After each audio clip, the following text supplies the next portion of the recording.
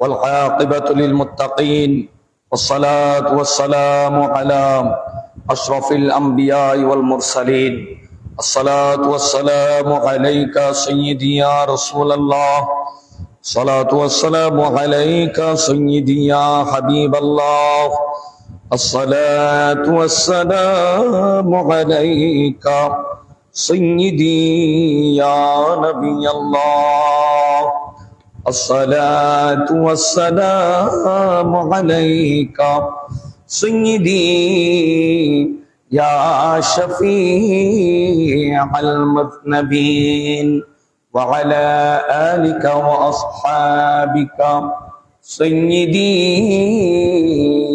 يا رحمة للعالمين أعوذ بالله من الشيطان الرجيم بسم الله الرحمن الرحيم ولو أنهم إذ ظلموا أنفسهم جاءوك فاستغفروا الله واستغفر لهم الرسول لوجدوا الله توابا رحيما صدق الله المولانا العظيم وصدق رسوله النبي الحبيب الكريم إن الله وملائكته يصلون على النبي يا أيها الذين آمنوا صلوا عليه وسلموا تسليما صلى الله على محمد وسلم صلى الله على محمد وعليه وأصحابه وسلم اللهم سيدنا مولانا محمد وعلى آله سيدنا যেথায় তাকো যেখানে তাকো নবীজির দরুদ ছাইরো না যেথায় তাকো যেখানে তাকো নবীজির দরুদ ছাইরো না নবীজির দরুদ না ছাড়িলে নবীজি আমাদের ছাড়বে না আল্লাহুম্মা সাল্লি আলা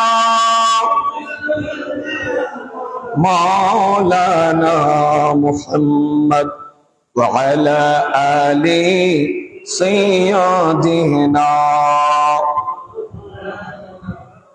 কোথায় আছো ওহে মানুষ নবীজি কি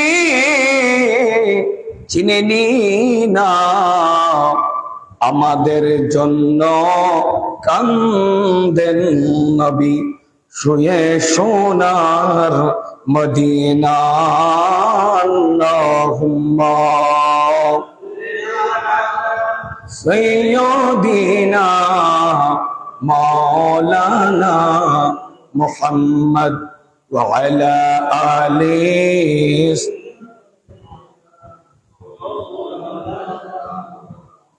بلغ العلا بكماله كشف الدجى بجماله حسنت جميع خصاله صلوا عليه وآله أما بعد উপস্থিত সম্মানিত মুসলিম ইকরাম মুরব্বী নিজাম সর্বপ্রথম মহান রব্বুল আলামিনের দরবারে অফুরন্ত শুকরিয়া আদায় করতেছি যে মুনিব রব্বুল আলামিন বড় দয়া করে মায়া করে বড় মেহেরবানি করে সুস্থ শরীরে সুন্দর একটি জীবন দান করে মোবারক মসজিদে পবিত্র সফরুল খাইর তৃতীয় জুমা আদায়ের উদ্দেশ্যে আল্লাহর ঘর মসজিদে আসার আল্লাহ আমাদেরকে তৌফিক দিয়েছেন।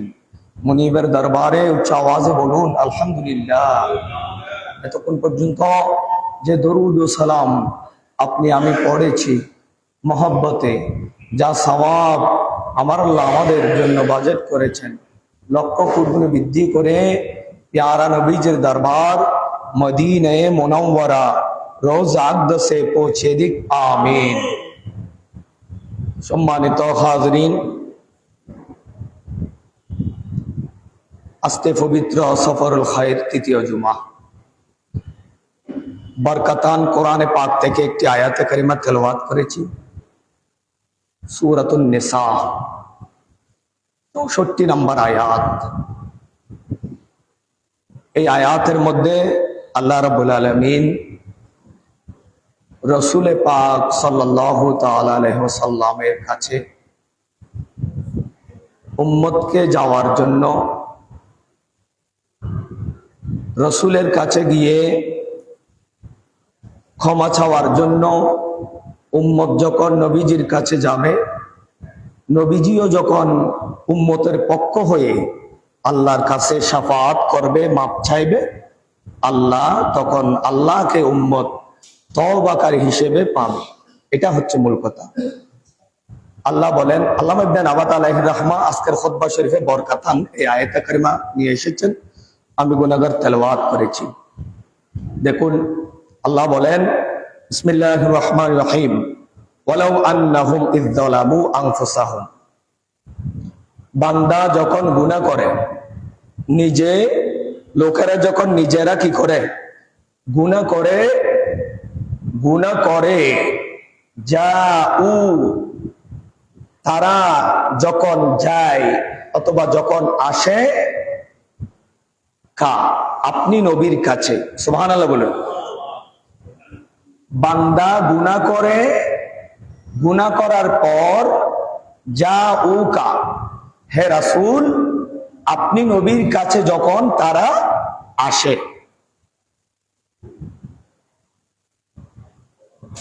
ফাস্তাগফিরুল্লাহ, এসে তারা আল্লাহর কাছে ক্ষমা প্রার্থনা করে, ওয়াস্তাগফারা লাহুমুর রাসূল, রাসূল হাবিব আপনিও যখন তাদের পক্ষ হয়ে একজন সুপারিশকারী বনে আমি আল্লাহর কাছে যখন শাফাআত করেন, তাদের পক্ষ হয়ে যখন গুনাহ মাপ চান, লাওয়াজাদুল্লাহ তাওয়াবা, তখন আমি আল্লাহকে তারা তওবাকারী হিসেবে পাবে, সুবহানাল্লাহ। রহিমা, এবং দয়ালু করুণাময় হিসেবে আমি আল্লাহকে তখন তারা পাবে। কোরআন পাকের আয়াত। গুনাহ করে আমার আল্লাহ কার কাছে যাইতে বলতেছে? বলুন না, গুনাহ করে কার কাছে? নবীর কাছে। কিন্তু যদি কোরআন হাদিসের জ্ঞান না থাকে, বা বরঞ্চ যদি স্পষ্ট ভাষায় বলি, অন্তরে যদি রসুল পাকের মহব্বত না থাকে, তখন সে বলবে গুনাহ করেছি তো রসুলের কি দরকার আছে, আমরা তো ডাইরেক্ট আল্লাহর কাছে চাইলেই তো হচ্ছে। আমার আল্লাহ আয়াতে কারিমার মধ্যে শিখিয়ে দিচ্ছেন, তোমরা গুনাহ করেছো, ভুল করেছো, পাপ করেছো, তোমরা আমার নবীর কাছে যাও। আমার নবীও যখন তোমাদের পক্ষ হয়ে যখন শাফাআত করবে, তখন আমি আল্লাহকে তখন তোমরা তওবাকারী হিসেবে পাবে, সুবহানাল্লাহ। আয়াতের শানে নুজুল হচ্ছে এরকম, রাসূল পাকের জামানায় দুইজন ব্যক্তি ঝগড়া করলো। কি করলো? কথা খেয়াল করবেন, দুইজন ব্যক্তি ঝগড়া করলো। ঝগড়া করার পরে দুজন ব্যক্তি আল্লাহ রসুলের দরবারে গেলেন। আমার নবীজি সাল্লাল্লাহু তাআলা আলাইহি ওয়াসাল্লাম সত্যের পক্ষে রায় দিলেন, অসত্যের বিপক্ষে, সত্যের পক্ষে বললেন, অসত্যের বিপক্ষে বললেন। যিনি ভুলের মধ্যে আছে তাকে যে তুমি ভুলের মধ্যে আছো, সেটা রায় দিয়ে দিলেন। আমার নবী সত্যের পক্ষে রায় দিলেন।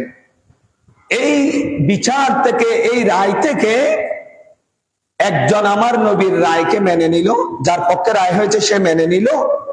আরেকজন বলতেছে আমি এই রায় মানি না, আমি এই রায়। দেখুন দেখুন, কার রায় মানতেছে না যে, কার ফয়সালা, কার বিচার মানতেছে না যে, রাহমাতুল আলামিনের নবীকে না দেখে নয়, সামনে সামনে আমার নবী বিচার করে দিয়েছে। তো বিচার করে দেওয়ার পরে দুইজন একে অপরের সাথে বলতেছে যে আমি এটা মানি না। যার বিপক্ষে রায় হয়েছে সে বলল আমি এই রায় মানি না।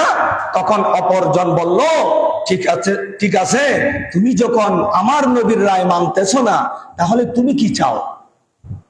তখন সে বলল যে আমি চাই এই বিচারের জন্য, এই ফায়সালার জন্য আমরা আবু বকর সিদ্দিকের কাছে যাব। তারা তৎক্ষণাৎ আবু বকর সিদ্দিকের কাছে গেলেন। আবু বকর সিদ্দিকের কাছে গিয়ে যার পক্ষে রায় বলেছিল রাসূল পাক, সে বলে দিল যে আমরা এরকম এরকম ঝগড়া করেছি, আমরা একটা এই বিতর্কের মধ্যে লিপ্ত হয়েছি। আমরা আল্লাহ রসুলের দরবারে গিয়েছিলাম, আল্লাহ রসুল আমাদেরকে বিচার করে দিয়েছেন, আমার পক্ষে রায় দিয়েছেন, সত্যের পক্ষে রায় দিয়েছেন, অসত্যের বিপক্ষে রায় দিয়েছেন, কিন্তু আমি মেনে নিয়েছি, সে মেনে নিতে পারছে না।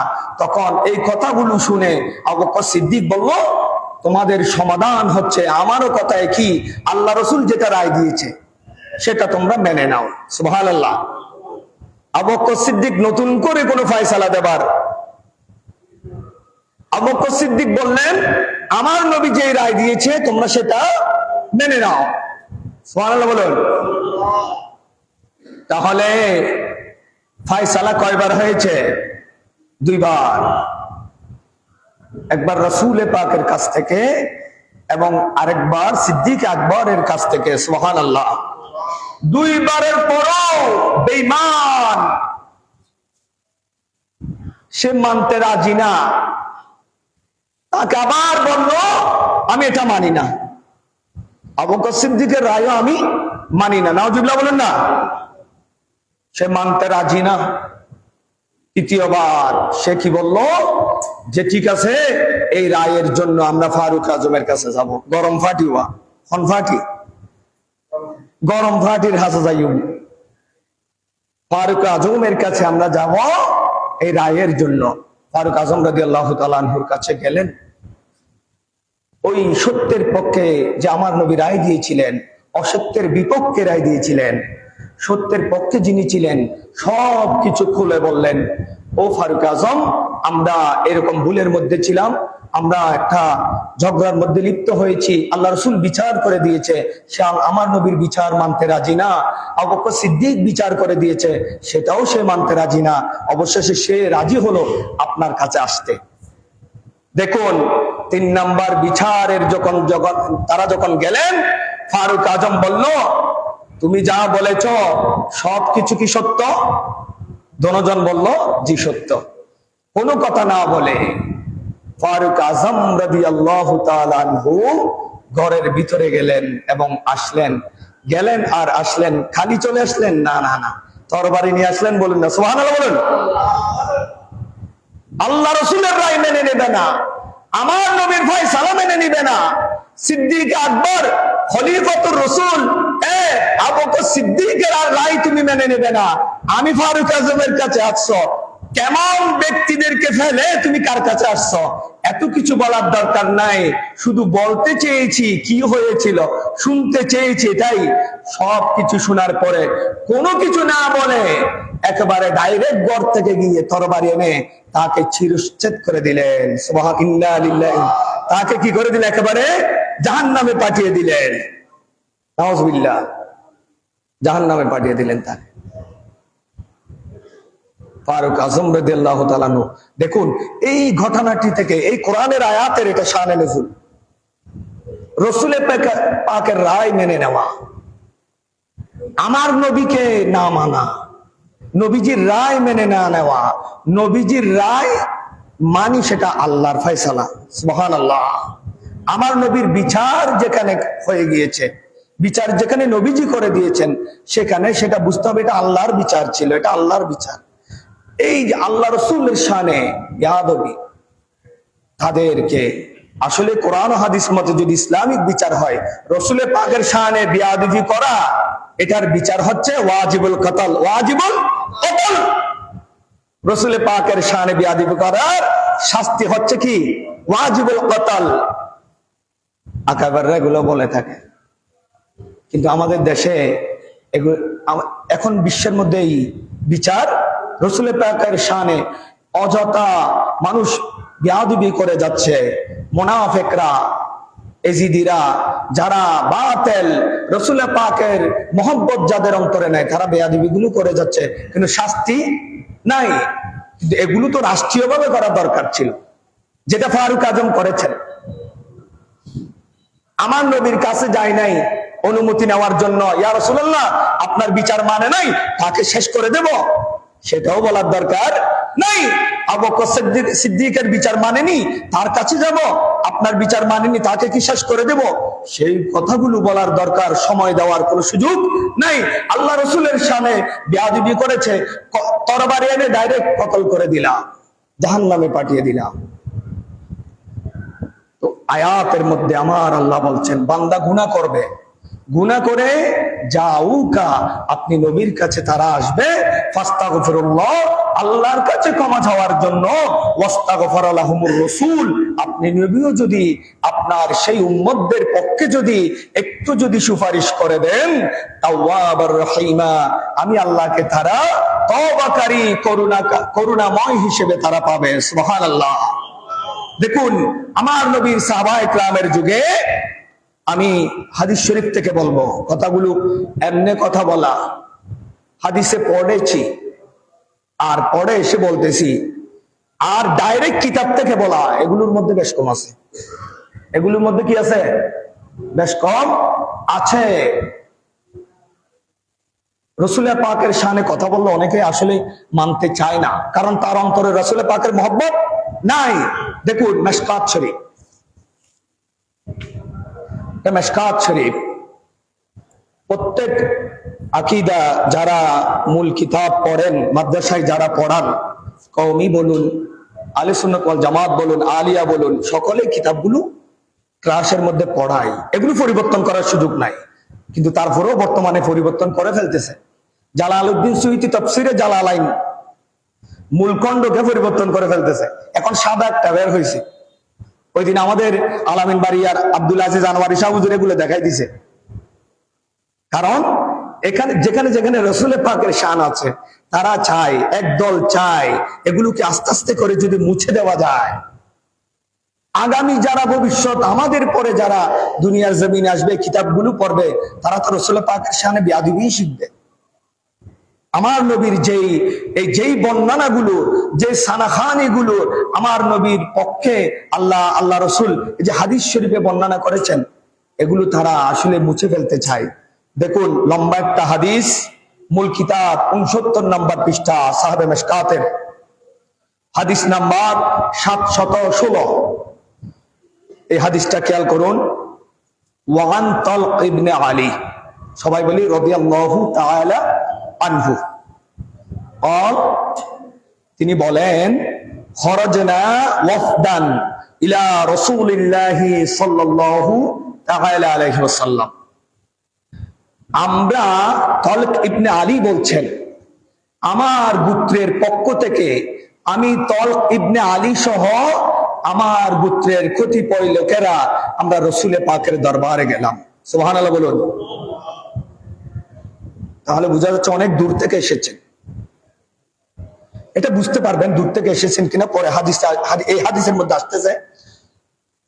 রাসূলের পাকের দরবারে গেলেন, ফাবায়াগনাহু, সুবহানাল্লাহ বলুন। আমরা নবীজির দরবারে গেলাম, ফাবায়াগনাহু, নবীজির কাছে নবীজির নুরানি হাত মোবারকে হাত রেখে কালেমার দাওয়াত গ্রহণ করে বায়াত গ্রহণ করলাম। সুবহানাল্লাহ। ফাবায়াগনাহু, বায়াত গ্রহণ করলাম। কালেমার দাওয়াত আমরা কবুল করলাম, আল্লাহ রসুলের কাছে আমরা ঈমান আনলাম। সুবহানাল্লাহ বলুন। কি বুঝলেন? তলক ইবনে আলী তার গোত্রের সদস্যরা মিলে রসুল পাকের দরবারে গেলেন, কালেমার দাওয়াত গ্রহণ করলেন। তার মানে কি বুঝলেন? তার আগে তারা কি ছিল? নও মুসলিম। কি ছিল? নও মুসলিম, মুসলমান ছিল না। রসুল পাকের দরবারে গেলেন, বায়াত গ্রহণ করলেন। ওয়াসাল্লাইনা মাআহু, আমার নবীজির সাথে তারা জামাতে নামাজ পড়লেন। সুবহানাল্লাহ। দুটো কাজ করলেন, বায়াত গ্রহণ করলেন, নবীজির সাথে নামাজ পড়লেন। ওয়া আখবারনাহু, আমার নবীকে সংবাদ দিলেন, আমার নবীকে জানিয়ে দিলেন, আন্না বাইরদানা বিআতান লানা ফাস্তাওহাবনাহু, আন্না বিআরদিনা বিআতান লানা। সুবহানাল্লাহ বলুন।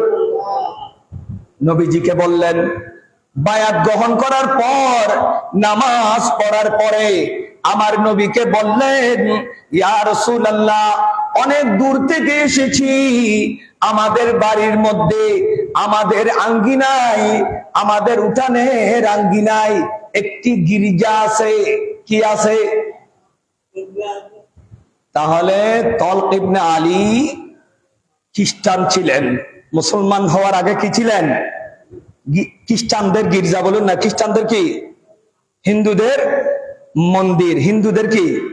মন্দির। খ্রিস্টানদের গির্জা, বুঝতে হবে। আর বৌদ্ধদের কি? বৌদ্ধ মন্দির না? হ্যাঁ।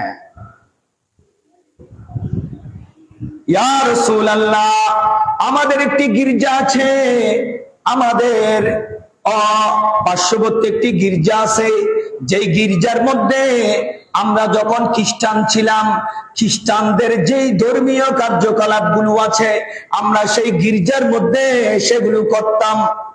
ইয়া রাসূলুল্লাহ, আমরা তো এখন মুসলমান হয়েছি, ঈমান এনেছি, কালেমার দাওয়াত গ্রহণ করেছি, আমরা আমাদের গির্জাটা কি করব?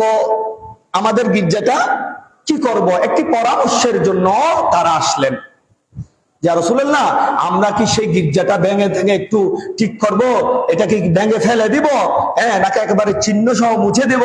একটি পরামর্শের জন্য আল্লাহ রসুলের দরবারে তারা গেলেন, কালেমার দাওয়াত গ্রহণ করলেন, নবীজির সাথে নামাজও পড়লেন এবং এই বিষয়টি আল্লাহ রসুলকে জানালেন। খেয়াল করুন, এক নাম্বার সংবাদ নবীজিকে দিলেন, একটি গির্জা আছে, গির্জাকে কি করব? মূল কথা বুঝছেন? তারপর কথা শুনুন। ফাস্তাওহাবনাহু মিন ফাদলি তুহুরিন, ইয়া রাসূলুল্লাহ, আরেকটা জিনিসের জন্য আপনার কাছে এসেছি, সেটা হচ্ছে আপনার ব্যবহৃত উচ্ছিষ্ট পানির জন্য, আমরা বরকত হাসিলের জন্য আপনি নবীর কাছে এসেছি। সুবহানাল্লাহ। আমরা জানি আপনার শরীর মুবারক থেকে গাম মাটিতে পড়তে দেয় না আপনার সাহাবায়ে কেরাম, সেই গামগুলো নিয়ে তারা মেশক আম্বর বানায়। সুবহানাল্লাহ। শরীরে মাকে তারা সেগুলো সুগন্ধি হিসেবে ব্যবহার করে, খেয়ে ফেলে। সুবহানাল্লাহ বলেন। এভাবে আপনার শরীরের ঘামটা পর্যন্ত আপনি নবীর সাহাবীরা কত বেশি মহব্বত করেন। ইয়া রাসূলুল্লাহ, আপনার ব্যবহৃত, এখানে বলা হচ্ছে ফাস্তাওহাবনাহু মিন ফাদলি তুহুরিন, উচ্ছিষ্ট নয়, ব্যবহৃত।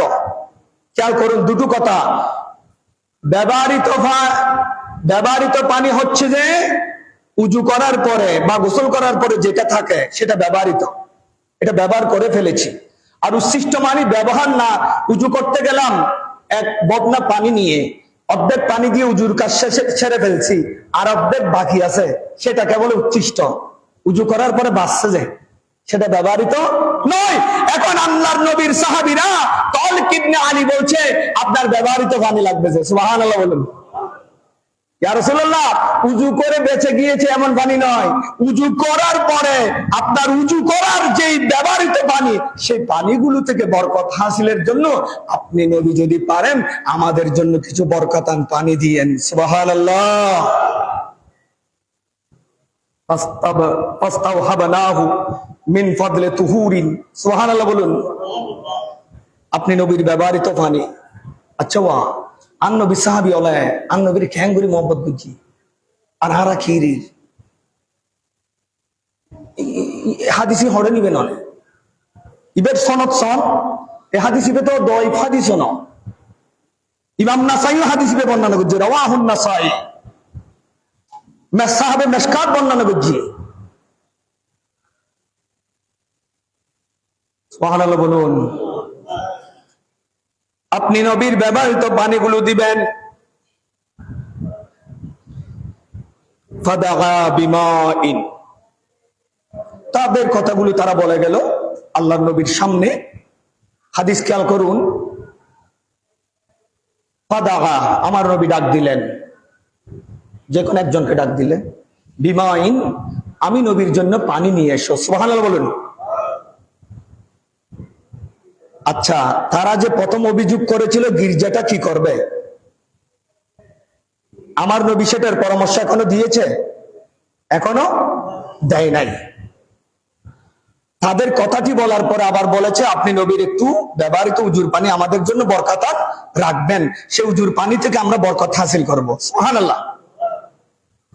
কিন্তু নবীজি এখনো কোনো পরামর্শ দেয়নি। ফাদাগা বিমাইন, আমার নবী বললেন আমি নবীর জন্য পানি নিয়ে এসো। সুবহানাল্লাহ। ফাতাওয়াদ্দা, আমার নবীর জন্য পানি নিয়ে আসলেন। ফাতাওয়াদ্দা, আমার নবী উজু করলেন। সুবহানাল্লাহ। আমার নবী কি করলেন? ফাতাওয়াদ্দা, ফরগুই ফাতাওয়াদ্দা, আমার নবী উজু করলেন। ওয়াতামাদ, সুবহানাল্লাহ বরকলে বলুন। আমার নবী কুলি করলেন।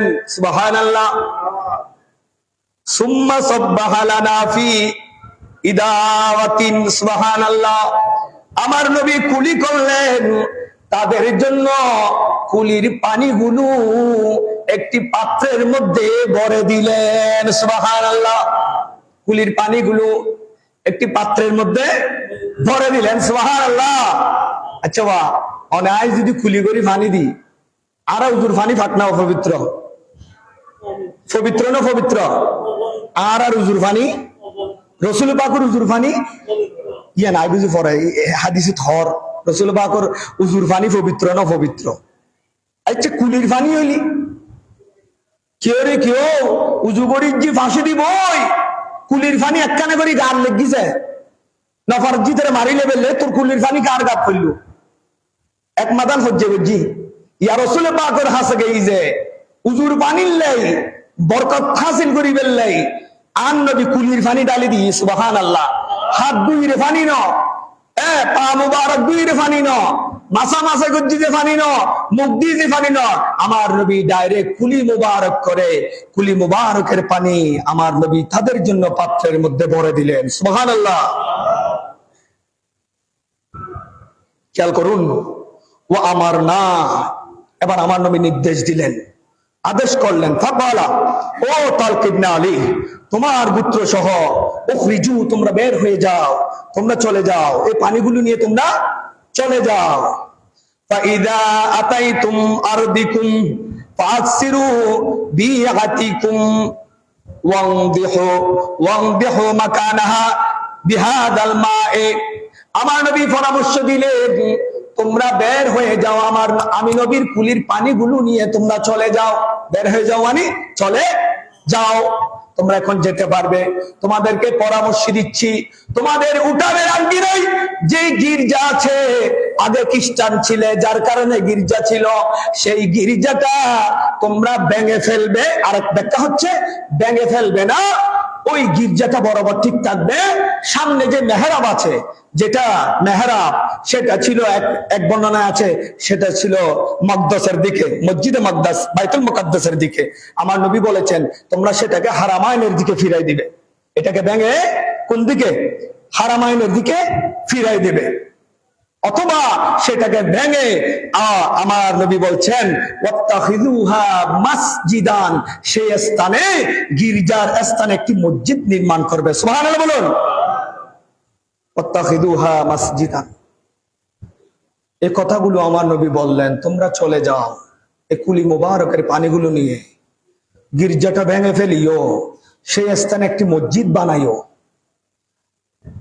এবং আমার নবী বলছেন মাকানাহা বিহাদাল মায়, সেই স্থানে আমি নবীর কুলির পানি থেকে এই পানিগুলো দিয়ে একটু ঢেলে তোমরা এটাকে ধৌত করে নিও, একেবারে ফুতো পবিত্র করে নিও। সুবহানাল্লাহ বলুন না। কুলি মোবারকের পানি দিয়ে। আচ্ছা, কুলনা, নবীজি কথাগুলো বলার পরে ওই সাহাবায়ে কেরামের দল তলক ইবনে আলী সহ বলে উঠলেন ইন্নাল বালাদা বাঈদুন। সুবহানাল্লাহ বলো করে বলুন, বড় করে বলুন সুবহানাল্লাহ।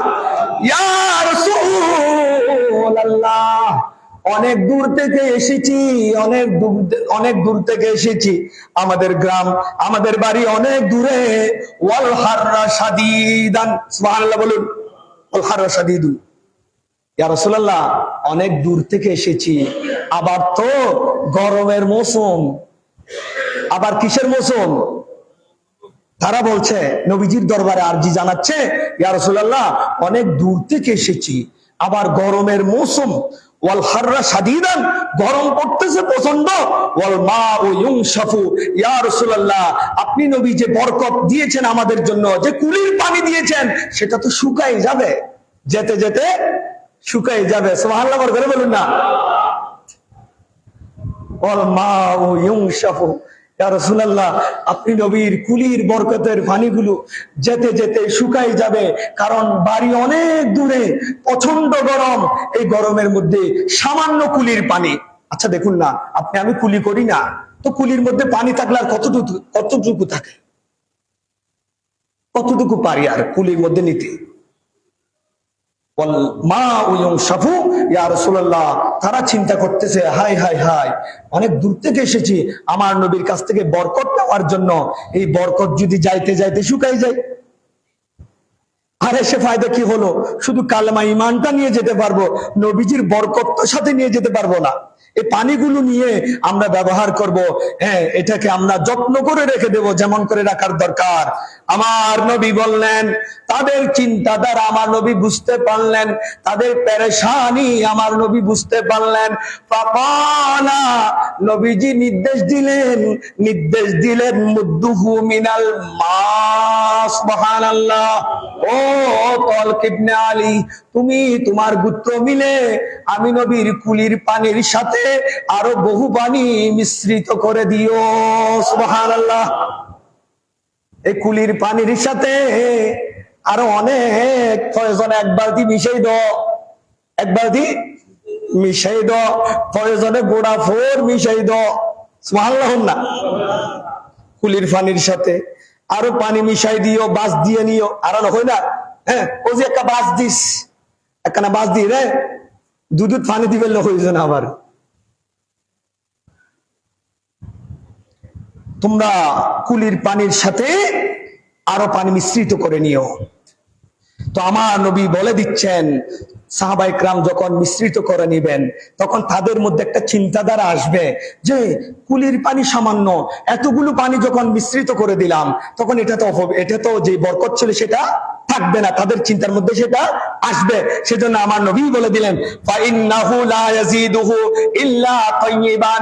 ও আমার সাহাবীরা, শুনো শুনো, ভালো করে শুনো, তোমরা এই কুলির পানির সাথে যখন পানি মিশ্রিত করে দেবা, বেশি পানি যখন হয়ে যাবে, তোমরা মনে করিও না সেটা অপবিত্র হয়ে যাবে, বরকত চলে যাবে, সেটার নেয়ামত চলে যাবে। ইল্লা তাইয়িবান, আমি নবী বলছি আরো বেশি পবিত্র হয়ে যাবে। সুবহানাল্লাহ। নবীজির কুলি মুবারকের পানি এবার বুঝো বই, সাহাবায়ে কেরাম আমার নবীকে কিভাবে মহব্বত করেছেন ভাই। আর আপনি আমি কি খালি আছি, নবী এটা জানে না ওটা জানে না? একটু গভীরভাবে চিন্তা করুন না। সব সময় একটি কথা বলি, আমার নবীর একজন সাহাবীকে দেখান যে বলেছে ঈমান আছে। মুনাফিক তো অনেক ছিল, নবীজিকে দেখে মুনাফিকি করেছে এমন অনেক মুনাফিক ছিল, কিন্তু আমার নবীর কোন সাহাবী দেখান তো দেখি আমার নবীকে, নবী এটা জানে না ওটা জানে না, দেয়ালের এই পাশে কি ওই পাশে কি নবী জানে না, এমন একটি দেখি বর্ণনা এনে দেন, একটা বর্ণনা।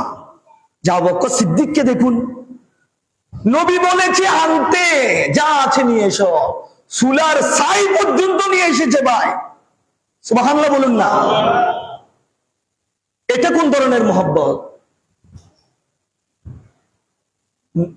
নবীজির কথা বললে এই মহব্বত এগুলো আপনার অন্তরে থাকতে হবে। ফারুক আজমকে বললেন আমার নবী, এগুলো আপনারা জানেন, প্রতিনিয়ত শুনেছেন। এ ফারুক আজম, তুমি এখনো মুমিন নয়। ইয়া রাসূলুল্লাহ, আপনাকে আমার বউ বাচ্চা ছাড়া আপনাকে সবচেয়ে বেশি মহব্বত করি। আমার নবী বললেন, তুমি এখন ইমানদার হতে পারোনি। তখন ফারুক আজমের বুঝতে দেরি হলো না, সাথে সাথে বলে দিল, ইয়া রাসূলুল্লাহ, আপনি নবীকে জানের চাইতে বেশি মহব্বত করি, শুধু বউ বাচ্চা না, সসম্পত্তি না, যা আছে পৃথিবীর বুকে সব চাইতে আপনি নবীকে বেশি মহব্বত করি। তখন আমার নবী বললেন, ফারুক আজম, এই এতক্ষণে তুমি ইমানদার হয়েছে, তুমি সুবহানাল্লাহ বলুন। এরকম ইমান রাখার যেখানে আমরা দাবি করি, মুসলমান দাবি করি, সেখানে আমাদের দরকার ছিল এরকম ইমানের, যেখানে দরকার ছিল সেখানে যদি আমরা দেখুন, নিজের বিবেকে নিজে চিন্তা করুন, কষ্ট করে নামাজ পড়েন ভাই, কষ্ট করে আল্লাহর ইবাদত করেন, মসজিদে আসেন, 70-80 বছর হায়াত পান, আপনার জীবনটা নামাজের মধ্যে গিয়েছে, কিন্তু আপনার ওই স্টাডি না থাকার কারণে, পড়ালেখা কোরআন হাদিসের সঠিক জ্ঞান না থাকার কারণে আপনার রাসূল পাকের শানে কিছু কিছু কিছু কিছু ভুল আপনার আছে, যে ভুলের কারণে আপনার সারা জীবনের ইবাদত গুলো শেষ হয়ে যাবে, আপনাকে জাহান্নামে নিয়ে যাবে। ইবাদত দিয়ে যদি জান্নাতি হয়, ইবাদত দিয়ে যদি জান্নাতি হতো, ইবাদত দিয়ে যদি জান্নাতি হতো, তাহলে শয়তান 1 নম্বরে জান্নাতি, শয়তান 1 নম্বরে জান্নাতি। কারণ শয়তানের চাইতে বেশি ইবাদত করেছে কে? সে তো মুআল্লিমুল মালায়েকা ছিল। এই কথাগুলি সবসময় বলি। রাসূল পাকের শানে বেয়াদবি করার কারণে, আল্লাহর নবীর শানে বেয়াদবি করার কারণে সে কি হয়েছে? আল্লাহর আযাবের অংশীদার হয়েছে। আল্লাহ আমাদেরকে, আগামী পবিত্র জশ্নে জুলুস ঈদে মিলাদুন নবী আসতেছে, মহব্বতে রাসূল পাকের আগমনে খুশি হন আপনি। আপনার বিবেক যখন বাধা দিচ্ছে জুলুসে না যাওয়ার জন্য, আপনি না যান না, কি হবে? কিন্তু রাসূল পাকের আগমনে তো আপনার খুশি হতে হবে, এটা আপনার অন্তরে ধারণ করুন। স্রষ্টার সৃষ্টির মধ্যে আমার নবীর চাইতে বড় কিচ্ছু নাই, বড় নিয়ামত কিচ্ছু নাই, এমন নবীর আগমনে আমি খুশি। সুবহানাল্লাহ বলুন। ইয়া বলে বার্থডে করতে, বার্থডে আর মাইয়ালে তাকিন না পারি, আব্বু আমার বার্থডে, হ্যাঁ, বা 1 বছর আগত তো birthday birthday birthday birthday birthday, তো নো আর এই ফর বার্থডে করলি যদি যদি তুমি আমি কোনো ফতোয়া না দাও, রাসূল পাকের আগমনে খুশি হইলাম যে ও আগমন, বার্থডে সিনানিং ওয়াটেরি হন না, ইনকি সমর্থক শব্দ হয় বাংলা ব্যাকরণ দিবেরে। আল্লাহর বুঝি পেলে তৌফিক দান করুক, আমিন।